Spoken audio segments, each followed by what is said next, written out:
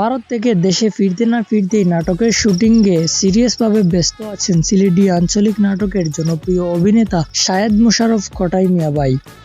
সুলতান কোলানি বেটা ও সুলতান দেবা আমি কোটাই মিয়া ওই বারো রে বাবা সালামু আলাইকুম ওয়ালাইকুম আসসালাম বালানি রে বালা আসিবা তুমি কিতার লাগি আইছি রে হুতে কামে কিতাবা হটাইছে বল সাদে না ঘুমাই চা খাইতাম না এরে ও সুলতান আমি না এক দুষ করেছি রে বাপু ইতা কিতা কও চাচা ওই দেখো বছর দেড় বছর আগে স্যার হোটেল তাকি একটা মোবাইল আসি না ওই বা তুমি জানলে কিলা ও মোবাইলটা আমি চুরি করছি দেখো চাচা দেখো কি জাতি আর কি মারলা না ঘুমাই ইয়ার কি নাই এই মোবাইলটা আমি চুরি করে নিয়ে 700 টাকা দিচ্ছিলাম কতদিন বাদে কও বা বুঝলাম না কোনটা আখতা কোনদিন মরি যাইব রে বাদে খেয়ে মাফ লইব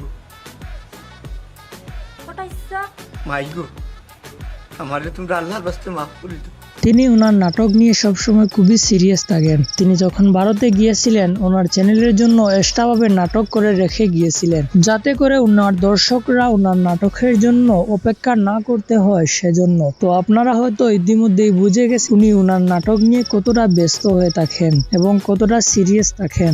আর দেশে আসার পরও তিনি অনেকগুলা নাটকের শুটিং করে অলরেডি ফেলেছেন, তো আপনারা তো দেখতেই পারতেছেন।